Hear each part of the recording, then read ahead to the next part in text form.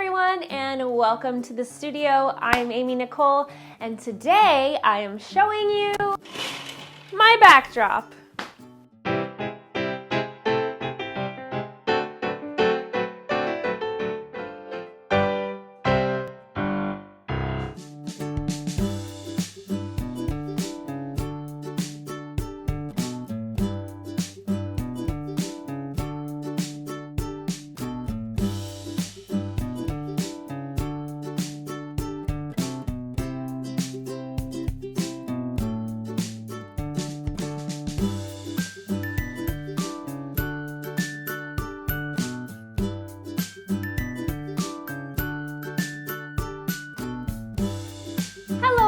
And welcome again to the studio. Today I have another exciting video for you, sharing more details about this dream studio that I have built for myself in the new house. One of my goals for this new studio was to take advantage of the amazing natural light I have in here and have a setup that would allow me to take pictures for the blog and for my business. However, I didn't want to simply leave a wall blank because I felt like that wasn't a very good use of the space, just having like an empty wall. Like, it's a good sized room, but I still need a lot of storage because I have a lot of fabric. So I didn't want to give up any storage space by designating a specific wall in here as the picture wall. I wanted to come up with a solution that was versatile and enabled me to use the space as is, but also have the ability to sort of transform into a photo backdrop when I needed it to. And ideally, this wall was the wall that was going to be the photo backdrop because I have a giant window right in front of me here. I have a window to my right, and I have a door that has a window to my left. So lots of light coming in this direction. So this wall I knew would not have any backlight and it would have less weird shadows. However, this wall has a big door in it. And I wanted the backdrop to be big enough that I could shoot from far away and be able to get all the details of a full garment and still be really clean and not see a lot of the clutter that just comes from having a sewing studio. So I have these two lovely French doors, which would be nice to film in front of, but you can see into our cluttered TV room behind me. Over here, I have my really cute gallery wall, and in this space right here, I typically have my garment rack, and it is usually right here. Now, I built this garment rack to be able to roll and move. Everything in here is built to my cutting table is also built to roll. I wanted the space to be very movable so that I could use it for a lot of different purposes depending on what I was working on in the studio. I had decided that my best solution was going to be a curtain of some sort. However, and I knew I wanted the curtain to go along this whole wall, but I wanted it to be one long curtain. I didn't want to have any divider in the middle where you could see like weird shadows or the division of the fabric. So it couldn't just be a regular curtain because I wanted it to be able to, because this wall is so long, if it was just on a regular curtain rod, it would need a support in the middle to prevent it from sagging, which wouldn't allow a long curtain to be pushed solely to one side or the other.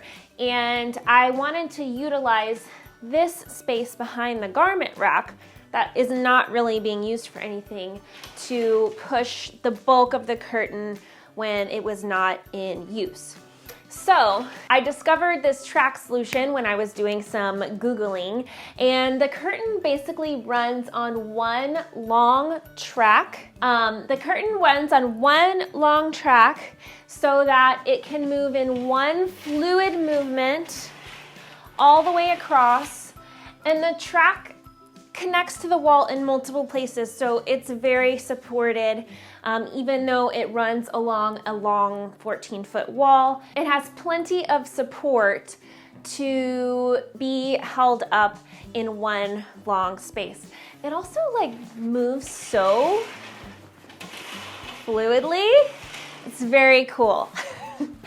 The track was pretty easy to install. I will link all of the materials that I used to build this curtain down in the comments below. For the curtain itself, this fabric is blackout curtain fabric. I didn't want anything that was gonna show any shadows from what was going on behind the curtain because there is light in this room back here. So I wanted it to be a really solid backdrop. So I ordered some blackout curtain fabric, which I will link below. And to get the curtain onto the track, I had to also order a strip of curtain looping trim. And this trim essentially gets sewn to the top half, back half of the curtain, and then there are little hooks that hook into it. This is for fancy drapery, like window treatments. Usually you would use the hooks to create all these fancy pleat styles, but I just used them flat. I didn't really want a ton of pleating. It was more a tool to be able to get the curtain onto the track. Those hooks then hook onto the rollers on the track. It was super easy to put together. My husband helped me hang the track, and honestly, the hardest part was sewing all these giant pieces of curtain together. And that was like the hardest and most time-consuming thing.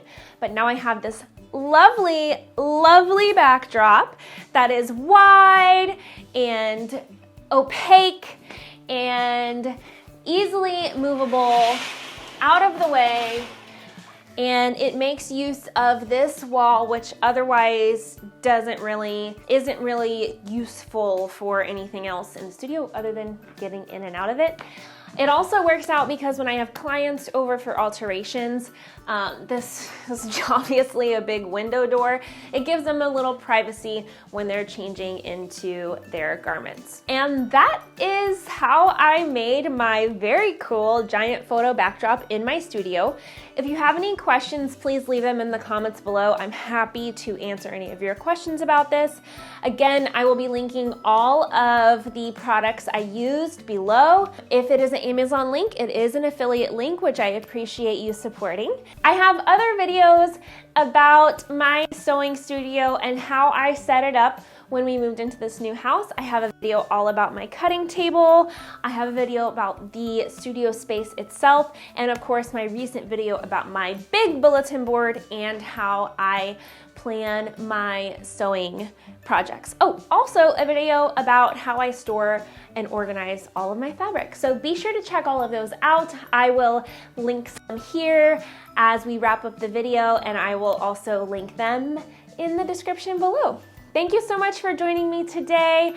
Happy sewing, everyone, and don't forget to like, comment, and subscribe. What's the word? Graphic wall? Gallery wall. I already said that. From, I don't remember where I ordered it from. Blah.